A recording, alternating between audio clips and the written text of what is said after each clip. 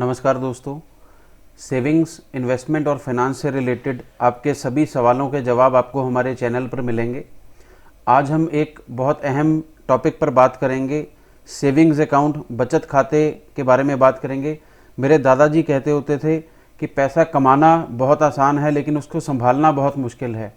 तो आज उसी चीज़ की बात करेंगे कि किस तरह से आप अपना सरप्लस पैसा, जो आपके पास इमरजेंसी फ़ंड रखा है या किसी ज़रूरत के लिए आपको इमीडिएट जो पैसा चाहिए, वो पैसा आप कहाँ पे रखेंगे, सेविंग्स अकाउंट कौन सा आपके लिए अच्छा है, आपकी एज प्रोफाइल और आपकी इनकम के हिसाब से या जितना पैसा आपने रखना है वो उसके हिसाब से कौन सा अकाउंट आपको सूट करेगा। अगर आप एक हाउसवाइफ हैं तो आप कौन सा अकाउंट खोलें, अगर आपने बच्चों के नाम पे अकाउंट खोलना है, ये सब चीज़ें हम आपको डिटेल में बताएंगे।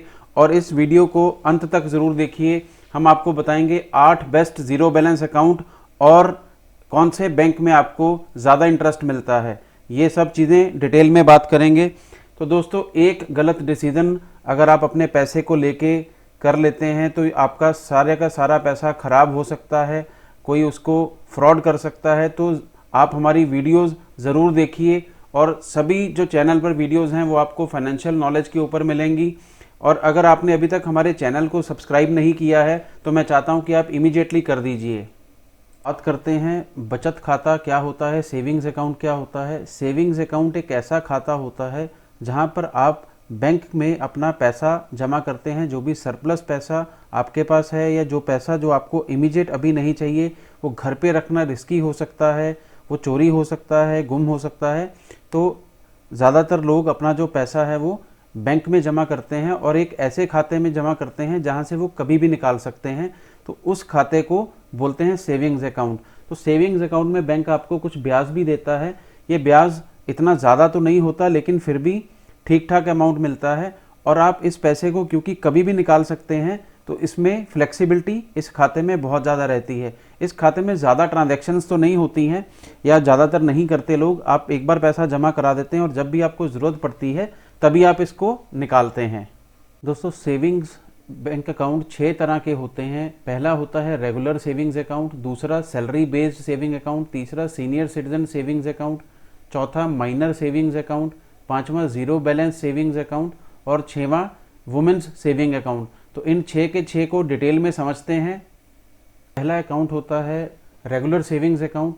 ये एक नॉर्मल बचत खाता होता है और ये किसी भी बैंक में खोला जा सकता है। इस अकाउंट में जैसे मैंने पहले बताया कि ज़्यादा ट्रांजैक्शंस नहीं होती हैं लेकिन ये एक सेफ़ जगह है अपना पैसा रखने के लिए। आपको कुछ इंटरेस्ट भी मिलता है, ब्याज मिलती है और आप कभी भी इस पैसे को निकाल सकते हैं। दूसरा खाता दोस्तों होता है सैलरी बेस्ड सेविंग अकाउंट। ये अकाउंट कंपनीज़ के टाई अप बैंक्स के साथ होते हैं तो खोला जाता है।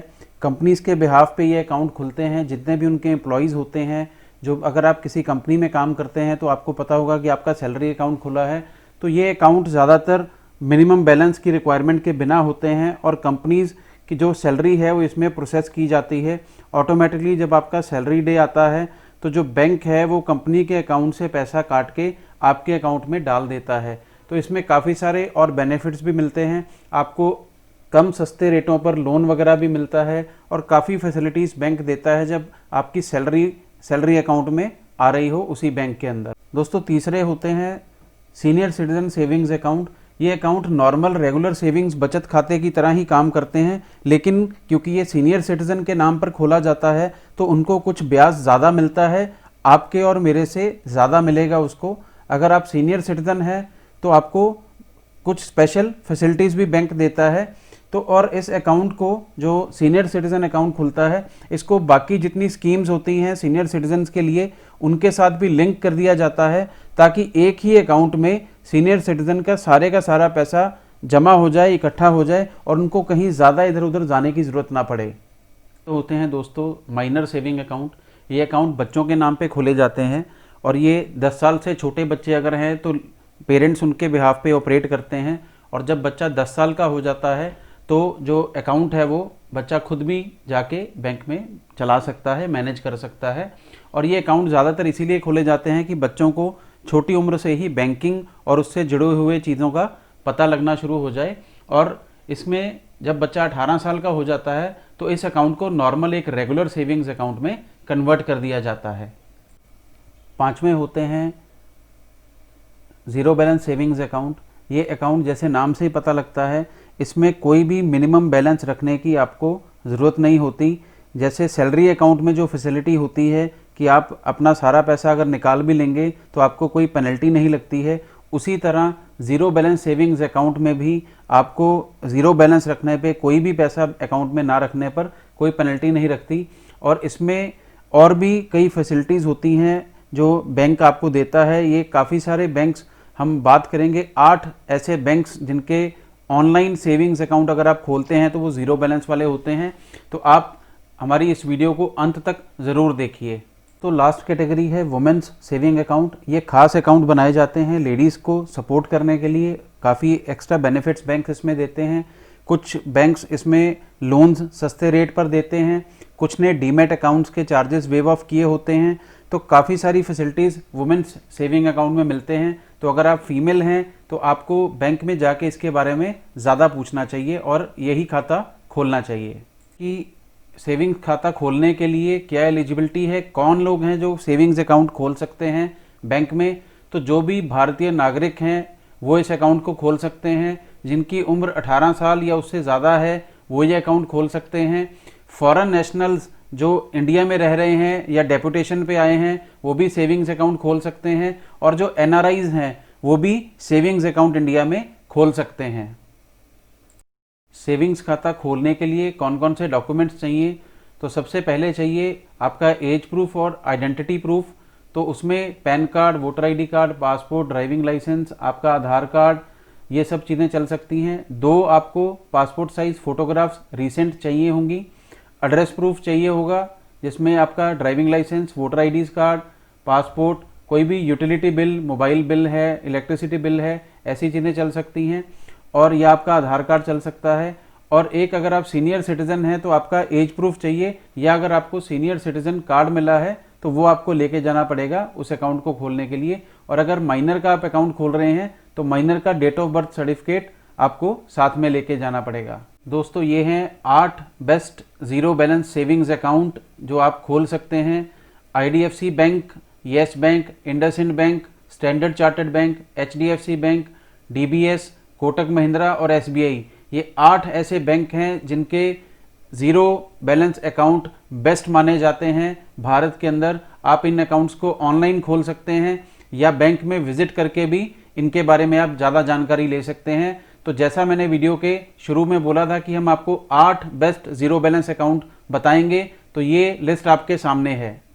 बात करते हैं कि सेविंग अकाउंट खोलने के आपको क्या बेनिफिट होंगे। तो एक सेविंग खाते में आप अपना जो सरप्लस पैसा है वो रख सकते हैं। इसमें आपको इंटरेस्ट भी मिलता है और काफ़ी सारी ऐसी फैसिलिटीज़ मिलती हैं जैसे ATM कार्ड और डेबिट कार्ड आपको मिलता है। आप ATM से जाके कभी भी पैसा निकाल सकते हैं, 24 घंटे आप उस पैसे को एक्सेस कर सकते हैं। और काफ़ी सारे बैंक्स के डेबिट कार्ड्स के साथ आपकी पर्सनल एक्सीडेंटल इंश्योरेंस जुड़ी होती है। अगर आप अपना अकाउंट मैनेज करते हैं ATM में जाके और 6 महीने में एक बार अगर आप कार्ड चलाते हैं ATM में, तो वो आपका जो पर्सनल एक्सीडेंटल इंश्योरेंस है वो चलता रहता है। और अगर कोई भी ऐसी घटना होती है तो आपके परिवार को पैसा मिलता है बैंक की तरफ से। आप में से कितने लोगों को पता है कि आप पोस्ट ऑफिस में भी एक सेविंग अकाउंट, बचत खाता खोल सकते हैं। जैसे नॉर्मल बैंक की ब्रांच है तो वो शायद एक लिमिटेड शहर में होगी, बड़े शहरों में होती हैं प्राइवेट बैंक्स की ज़्यादा। और लेकिन पोस्ट ऑफिस की जो रीच है, जो पहुंच है, वो हर छोटे शहर कस्बे में है। जहां पर भी पोस्ट ऑफिस की ब्रांच है वहां पर आप जाके अपना बचत खाता खोल सकते हैं। जैसे बैंक में जो फैसिलिटीज़ मिलती हैं कि आप कभी भी पैसा जमा कर सकते हैं, कभी भी आप पैसा निकाल सकते हैं, पासबुक की जो फैसिलिटी है, ये सब चीज़ें आपको पोस्ट ऑफिस के खाते में भी मिलती हैं। दोस्तों ये लिस्ट है कुछ बैंक्स की जिनके इंटरेस्ट रेट सेविंग पे क्या मिल रहे हैं। तो 3.5% से लेके 7% तक रेट वेरी करता है। आप चेक कर सकते हैं बैंक की वेबसाइट पर जाकर या बैंक ब्रांच विजिट करके कि कितना ब्याज सेविंग्स अकाउंट में अभी करंट मिल रहा है। अब देखते हैं कि सेविंग्स अकाउंट में ब्याज कैसे कैलकुलेट होता है। तो आरबीआई की गाइडलाइंस के हिसाब से सभी बैंक अभी क्वार्टरली आपके अकाउंट में ब्याज डालते हैं। जितना भी पैसा आपका पड़ा रहता है तो 3 महीने बाद आपके अकाउंट में ब्याज इकट्ठी आती है। ये ब्याज कैलकुलेट कैसे होती है, उसका फॉर्मूला है, ब्याज जो है वो मंथली कैलकुलेट की जाती है या जो आपका डेली बैलेंस है अकाउंट में उसके हिसाब से कैलकुलेट होती है। उसका फॉर्मूला स्क्रीन के ऊपर दिया गया है। अगर आपके अकाउंट में 3 लाख रुपए पड़े हैं और 4% के हिसाब से ब्याज लगना है तो मंथली आपका 986 रुपये ब्याज बनता है, जिसकी कैलकुलेशन स्क्रीन पर है। आप कॉपी पेन लेकर इसको चेक भी कर सकते हैं और आपके अपने बैलेंस के हिसाब से आप बना भी सकते हैं। दोस्तों अब देखते हैं कि सेविंग्स अकाउंट के ब्याज पर टीडीएस का क्या सिस्टम रहता है। तो टीडीएस सेविंग्स अकाउंट के ब्याज पर नहीं काटा जाता, लेकिन ये ब्याज टैक्सेबल होती है। ये आपका जो भी टैक्स रेट है उसके हिसाब से आपको टैक्स भरना होता है। इसमें 2 सरकार की तरफ से छूट दी गई हैं। पहली, जो 10,000 रुपये तक का सेविंग्स का ब्याज है वो एग्जम्प्ट रहता है, उस पर आपको टैक्स नहीं देना होता। और सीनियर सिटीजन्स के लिए ये लिमिट 50,000 रुपये है। आज की डेट में अगर 50,000 रुपये तक आपका सेविंग्स का इंटरेस्ट बन रहा है और आप सीनियर सिटीजन हैं तो आपको उसके ऊपर कोई भी टैक्स नहीं देना है। लेकिन इसके अलावा इसके ऊपर अगर आपका टैक्स बनता है तो वो आपको देना पड़ेगा अपनी इनकम टैक्स रिटर्न में, इसको इंक्लूड करके। चलते हैं दोस्तों फ्रीक्वेंटली आस्क्ड क्वेश्चंस की तरफ, एफएक्यूज जिसको बोलते हैं। ये वो सवाल हैं जो जनरली आप पूछते हैं एक दूसरे से या बैंक में जाके। तो पहला सवाल है कि एवरेज मंथली बैलेंस रिक्वायरमेंट क्या है, ये क्या होता है। तो बैलेंस जो आपको अपने खाते में कम से कम रखना होता है, मिनिमम बैलेंस, ये इसको बोलते हैं एवरेज मिनिमम बैलेंस। तो अगर आप ये बैंक में इतना पैसा मेंटेन नहीं करते, किसी बैंक में ये 5,000 है, किसी में 10,000 है, किसी में 3,000 है, हर बैंक अकाउंट में अपने अपने रूल्स हैं, अपने अपने रेगुलेशंस हैं। अगर वो आप मेंटेन नहीं करते हैं तो आपको उसकी कुछ पेनल्टी लगती है, कुछ पैसा आपका बैंक में से कट जाता है। जो कॉमन सवाल है ये पूछा जाता है कि क्या मैं अगर ट्रैवल कर रहा हूँ किसी और शहर में तो क्या मैं अपना अकाउंट चला सकता हूँ। तो बिल्कुल आप एक्सेस कर सकते हैं। आप किसी भी बैंक के एटीएम में जाके या इंटरनेट बैंकिंग के थ्रू या आप फ़ोन बैंकिंग के थ्रू आपके अकाउंट को एक्सेस कर सकते हैं और ये सब चीज़ें फ्री ऑफ कॉस्ट होती हैं। और एटीएम में भी कुछ ऐसे एटीएम्स हैं जहां पे आप इंटरसिटी ट्रांजैक्शंस कर सकते हैं, वो बिल्कुल फ्री रहती हैं। लेकिन कुछ एक ऐसे अकाउंट्स भी हैं जहां पर आपको छोटी सी फीस देके आप लेकिन अपना अकाउंट ऑपरेट कर सकते हैं। तीसरा सवाल दोस्तों पूछा जाता है कि मैं एक बैंक में कितने सेविंग्स खाते खोल सकता हूं। तो आप एक बैंक में एक ही बचत खाता खोल सकते हैं, इससे ज़्यादा अलाउड नहीं है। और अगर आपके 1, 2 या 3 खाते हैं सेम बैंक में तो आप अभी जाइए बैंक में और अपने उन सभी बैंक्स को खातों को इकट्ठा कर दीजिए, एक ही आईडी में, एक ही कस्टमर आईडी में उनको मर्ज कर दीजिए। नहीं तो आप आने वाले समय में इनकम टैक्स डिपार्टमेंट या और डिपार्टमेंट से आपको प्रॉब्लम हो सकती है। सवाल दोस्तों ये पूछा जाता है कॉमनली कि मैं किसी ऐसे शहर में जा रहा हूँ जहाँ मेरा कोई खाता नहीं है, किसी ऐसे शहर में चला जाता हूँ तो क्या वहाँ पे मैं जाके अपना पैसा निकाल सकता हूँ। तो बिल्कुल आप किसी भी ब्रांच में जाके जहाँ पर आपका खाता मेंटेन नहीं है लेकिन बैंक सेम है तो उसमें भी आप ऑपरेट कर सकते हैं, या किसी भी एटीएम में इंडिया या इंडिया से बाहर जाके भी आप अपना खाता ऑपरेट कर सकते हैं, उसमें से पैसे निकाल सकते हैं। या आजकल एटीएम में जमा करने की फैसिलिटी आ गई है तो जमा भी कर सकते हैं। इस पर थोड़ी सी एक ट्रांजैक्शन फ़ी लगती है, अगर आप बाहर हैं इंडिया से तो वो आपको पे करके आप अपना अकाउंट ऑपरेट कर सकते हैं। पांचवा कॉमन सवाल जो पूछा जाता है कि इंटरनेट बैंकिंग के थ्रू क्या क्या चीज़ें की जा सकती हैं। तो आप अपने बैंक अकाउंट की स्टेटमेंट देख सकते हैं, आप स्टॉप पेमेंट की इंस्ट्रक्शन दे सकते हैं, आपने किसी बेनिफिशियरी को पैसा ट्रांसफ़र करना है, किसी को पैसा भेजना है वो कर सकते हैं, पैसा रिसीव करने की ऑप्शन होती है, आप एटीएम ब्लॉक कर सकते हैं, क्रेडिट कार्ड, डेबिट कार्ड, आपकी जितने भी अकाउंट से रिलेटेड चीज़ें जो आप बैंक में जाके करते हैं लगभग वो ऑनलाइन की जा सकती हैं या देखी जा सकती हैं।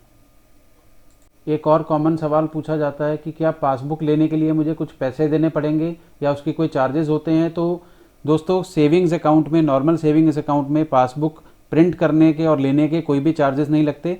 हाँ, लेकिन अगर आपने पासबुक बनवाई है और वो गुम जाती है तो आप दोबारा से जाते हैं बनवाने के लिए डुप्लीकेट पासबुक, तो शायद कुछ बैंक्स आपसे फ़ीस चार्ज करें। अदरवाइज़ पासबुक सेविंग्स अकाउंट की बनाने के लिए कोई भी पैसा आपको नहीं देना पड़ता।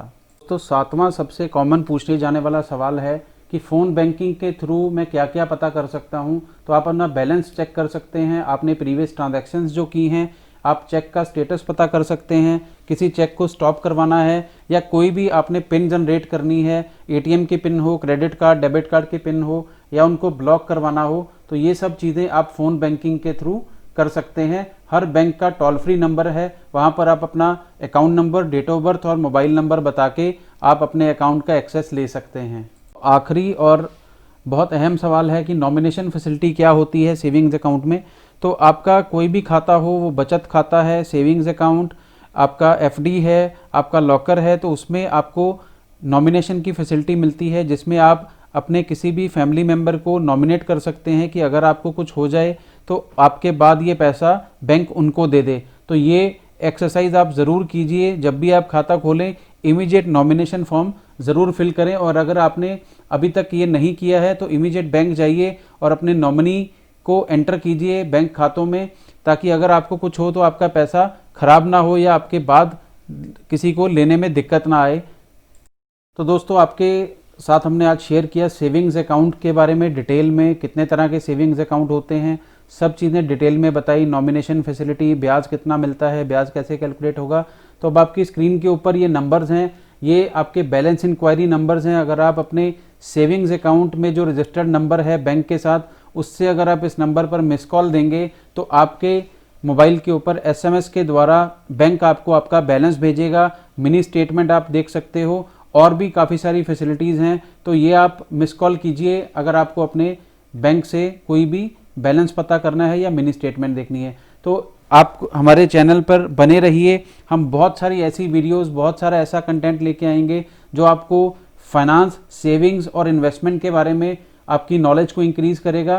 तो अगर आपने अभी तक हमारे चैनल को सब्सक्राइब नहीं किया है तो इमीडिएटली कर दीजिए और इस वीडियो को लाइक और कमेंट करके मुझे बताइए कि आपको हमारी ये वीडियो कैसी लग रही है। और हमारी बाकी वीडियोस भी हैं, उनको भी आप ज़रूर देखिए और लोगों के साथ भी उसको शेयर कीजिए। Thank you very much.